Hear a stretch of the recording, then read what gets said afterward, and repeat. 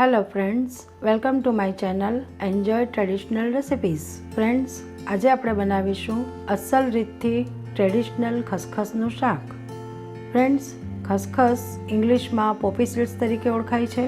આ ખસખસની તાસીર ઠંડી હોવાથી તેનો ઉનાળામાં ભરપૂર ઉપયોગ થાય છે અને ઘણી બધી વાનગીઓ જેમ કે ઠંડાઈ, મીઠાઈ, શાકની ગ્રેવી તેમજ ગરમ મસાલામાં વપરાય છે. તે ઉપરાંત એના ઘણા બધા ફાયદાઓ છે જે આપણે આગળ રેસીપીમાં જાણીશું.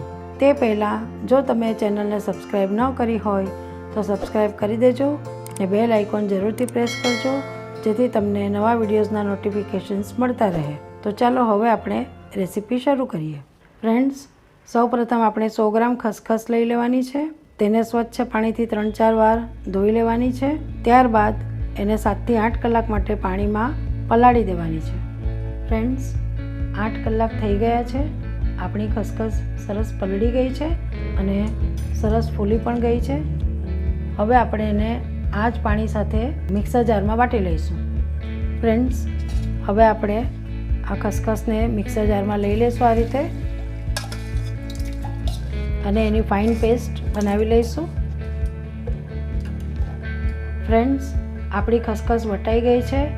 એનું ટેક્સચર આ રીતનું હોવું જોઈએ. ખૂબ સરસ એની સ્મૂથ પેસ્ટ બનીને તૈયાર છે. તો ચાલો હવે આપણે આગળની પ્રોસેસ શરૂ કરીએ. ફ્રેન્ડ્સ, અહીં મેં એક ફ્રાય પેન લઈ લીધું છે અને ગેસ ચાલુ કરી દીધો છે. ગેસની ફ્લેમ આપણે અહીં સ્લો જ રાખવાની છે. હવે આપણે એમાં શીંગ તેલ ઉમેરીશું.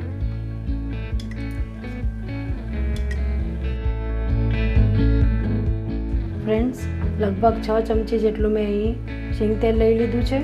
હવે આપણે એમાં અડધી ચમચી જેટલી હિંગ નાખીશું.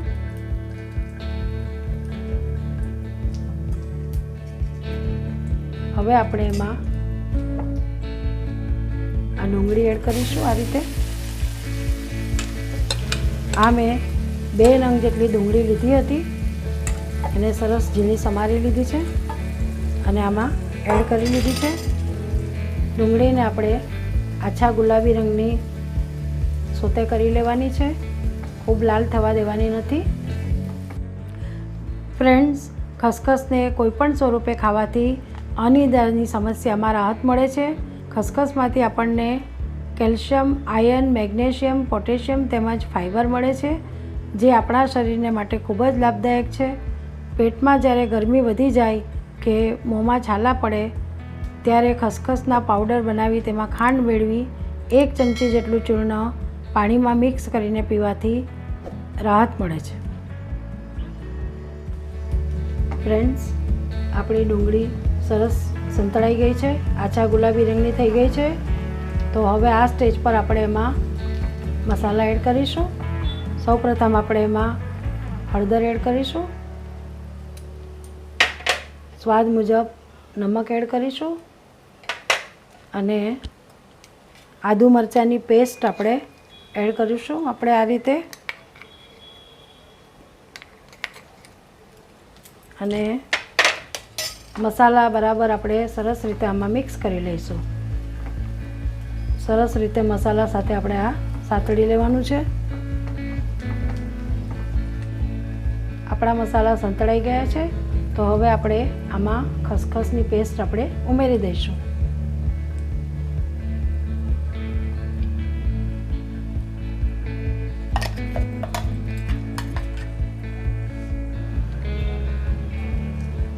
જારમાં પાણી નાખીને આપણે આમાં મિક્સ કરી દઈશું. બધી ખસખસ લઈ લઈશું આ રીતે.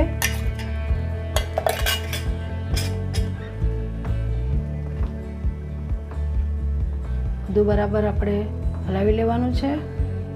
ફ્રેન્ડ્સ, હજી આપણને એમાં પાણી જોઈશે છે એને ખસખસને ચેડવવા માટે. લગભગ 1 ગ્લાસ જેટલું હું પાણી એડ કરી રહી છું.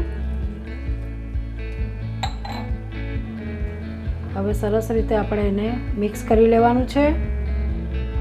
ત્યારબાદ એને ઢાંકણ ઢાંકીને લગભગ 15 થી 20 મિનિટ સુધી ચડવા દઈશું. આપણે આ રીતે ગેસની ફ્લેમ સ્લો જ રાખવાની છે અને સ્લો ફ્લેમ પર આને લગભગ 15 થી 20 મિનિટ આપણે થવા દઈશું અને પછી આપણે ચેક કરીશું કે આપણું શાક બની ગયું કે નહીં. ફ્રેન્ડ્સ, 20 મિનિટ થઈ ગઈ છે તો ચાલો હવે આપણે ચેક કરી લઈએ કે આપણું ખસખસનું શાક બનીને તૈયાર થયું છે કે નહીં. જુઓ, આપણું શાક એકદમ રેડી થઈ ગયું છે. તેલ છૂટું પડી ગયું છે અને ખસખસ બધી નીચે બેસી ગઈ છે. આ રીતનું જ્યારે ટેક્સચર હોય ત્યારે શાક થઈ ગયું છે એમ કહેવાય. હવે આપણે આ સ્ટેજ પર એમાં થોડો ગરમ મસાલો એડ કરીશું, લગભગ અડધી ચમચી જેટલો. અડધી ચમચી જેટલો હું ગરમ મસાલો એડ કરી રહી છું. આ હોમમેડ ગરમ મસાલો છે, તમે કોઈ પણ ગરમ મસાલો વાપરી શકો છો. હવે આપણે એને બરાબર મિક્સ કરી લઈશું આ રીતે અને 2 મિનિટ જેટલું થવા દઈશું. એટલે મસાલો બરાબર શાકની અંદર મિક્સ થઈ જાય. અને ઢાંકીને હજી 2 મિનિટ થવા દઈશું. ફ્રેન્ડ્સ, 2 મિનિટ થઈ ગઈ છે. તો હવે આપણે શાકને સરસ મિક્સ કરી લઈશું. આપણું શાક એકદમ રેડી છે. હવે આપણે એમાં કોથમીર એડ કરી દઈએ છીએ આ સ્ટેજ પર.